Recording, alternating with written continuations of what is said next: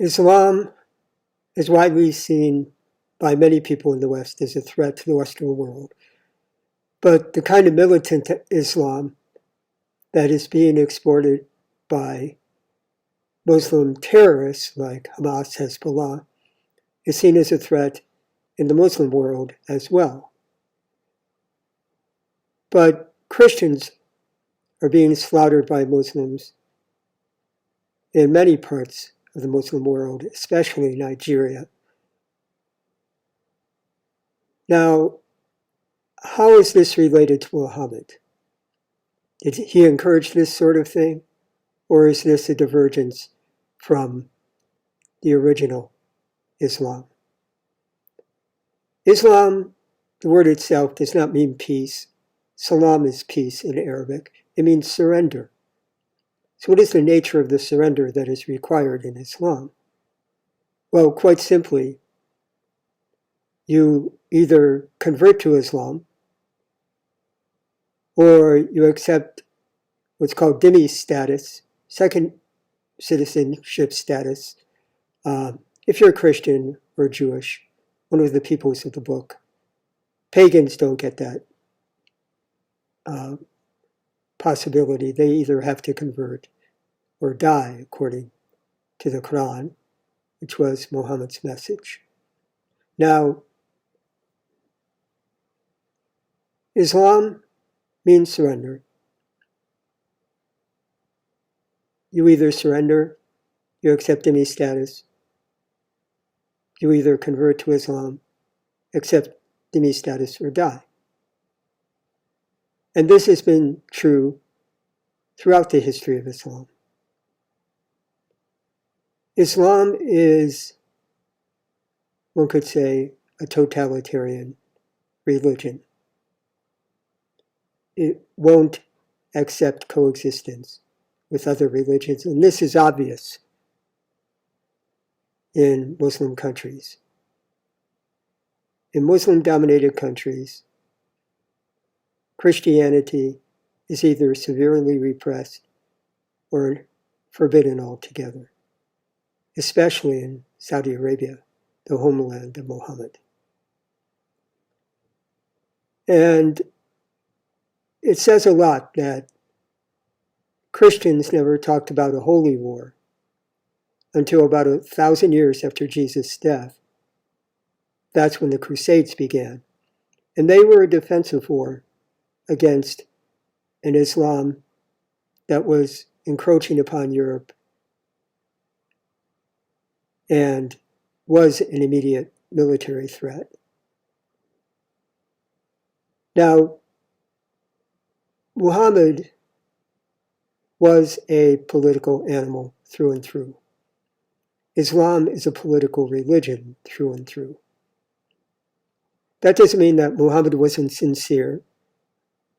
I personally think he really believed that he was receiving revelation from God. And by the way, Allah simply means God in Arabic. He really believed it. That's what gave his personality such power. But that wasn't the major reason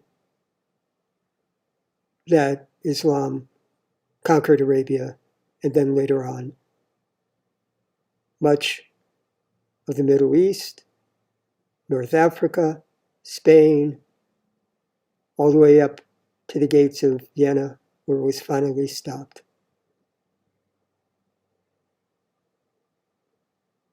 The real reason that Muhammad won Arabia is because he was such a wily politician. And he had the long term in mind. He was born and raised in Mecca. He was a city Arab, not a desert Arab. He was of the, you could say, nobility of Mecca, the wealthy merchant families. Though he himself was relatively poor, he had rich relatives, including a very influential uncle. When he began receiving what he considered as revelations. And when he began making them public, preaching the new religion, his followers were persecuted, but he himself survived because of the protection of his uncle.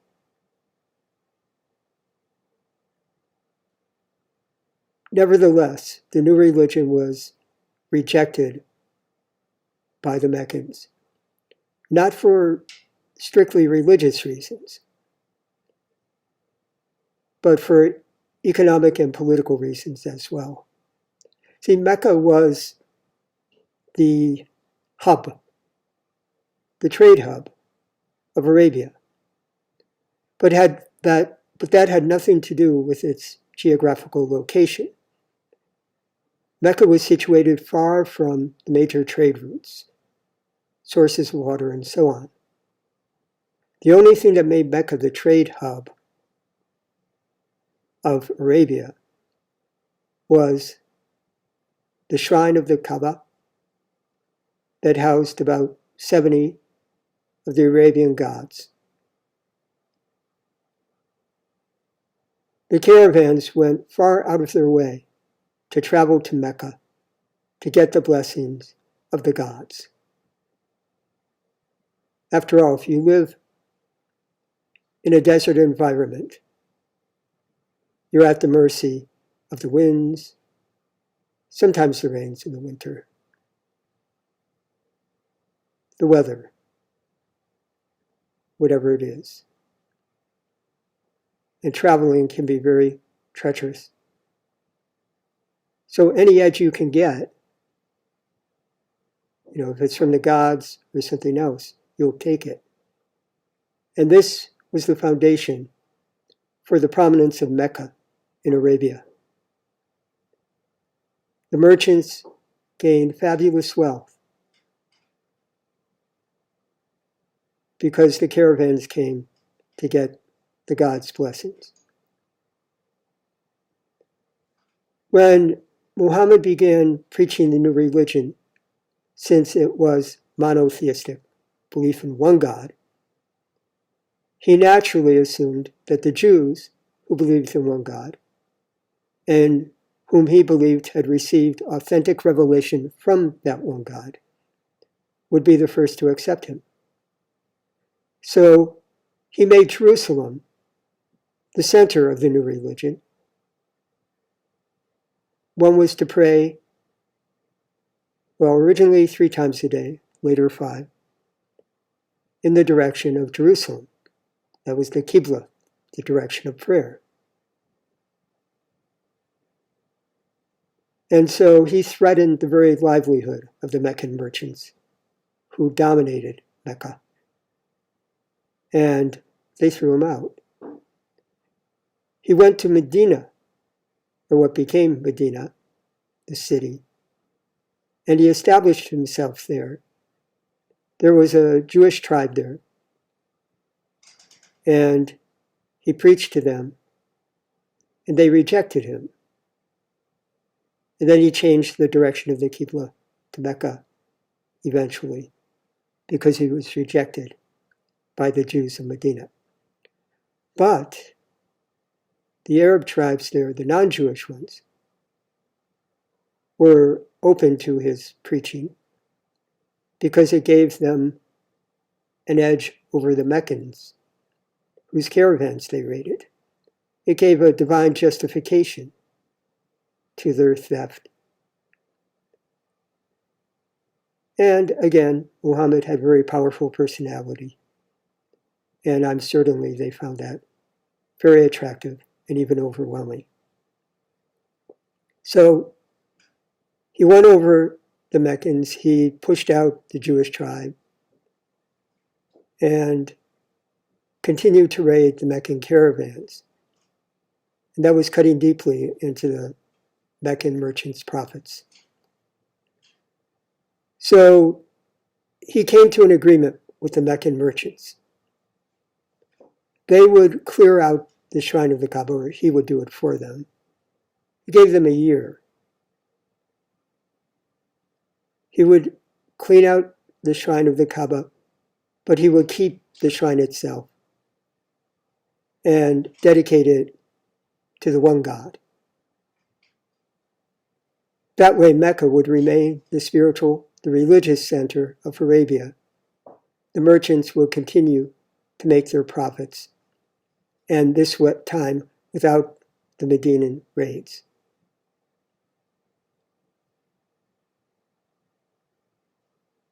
That is how Muhammad established himself in Mecca. And from there, mostly through warfare, also through negotiation from his very strong position at that point, he became ruler of Arabia by the time he died in 632. And then his followers, even though they split over sectarian quibbles, they did spread out. And Islam spread rapidly because it was spread by the sword, and because the common people figured they had nothing to lose by accepting Islam because they were repressed and exploited by their wealthy Christian overlords. This is what surrender means in Islam. As far as the position of women goes, well, women in the desert before Muhammad gained power were quite independent. Muhammad's first wife, Khadijah, was just such a woman. She was one of the wealthiest women, one of the wealthiest merchants in Mecca. She had tremendous influence, tremendous power, and she was another reason why he eventually took over in Mecca and in Arabia. He undoubtedly loved Khadijah.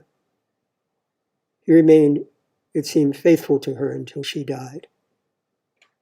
And he did have a lot of wives, a lot more than the Quran permits other Muslims. But in his defense, he probably married widows of some of the leaders of Islam, some of his deputies, in order to extend his protection to them. Was he a pedophile?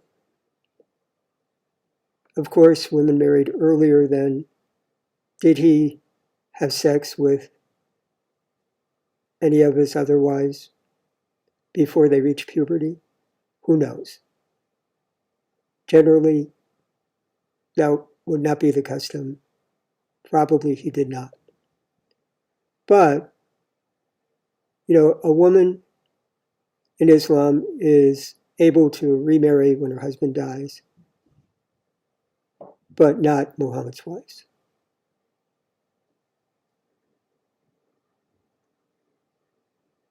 Women in the city were the chattel property of the wealthy merchants in Mecca and probably elsewhere.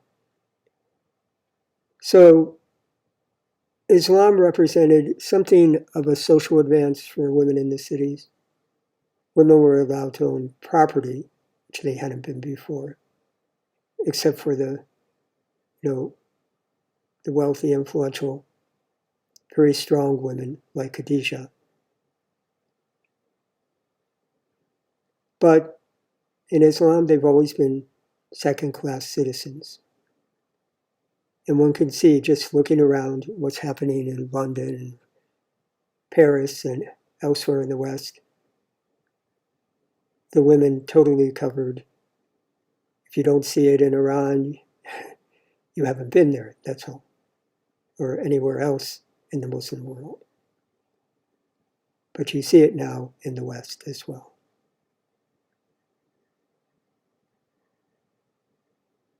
So this is the real issue between Christianity and Islam.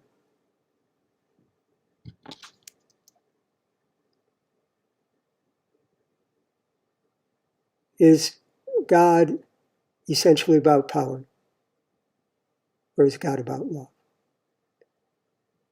If God is about power, then it makes sense that you would extend his reign on earth everywhere you can through force. Personally, I would never worship such a God. If that were what God is really about, well, so much the worse for God. But that is the God of Islam. Now, the God of Christianity, as I said before, is a God of love. That doesn't mean that Christians have lived in love. It seems to me that throughout history, the majority of Christians have been temperamentally and philosophically Muslim. They've worshipped power. But at the heart of Christianity is love. And one thing about love is that it involves the infinite value of every person, male, female, black, white. It doesn't matter. Infinite value. That doesn't mean that people should coddle criminals or anything like that. I'll talk about that in another video.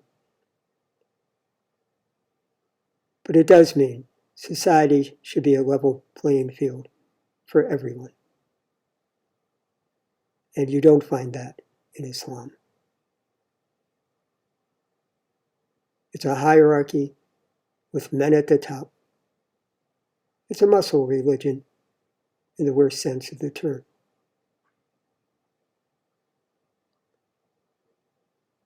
And I'm sure most Muslims hearing this message would want to cut my head off, probably. When all you have as an argument is violence, when that is your rationale, and you are poor indeed, that's nihilism in a nutshell. And I do find the Muslim religion to be nihilistic. And I do think that goes all the way back to Muhammad.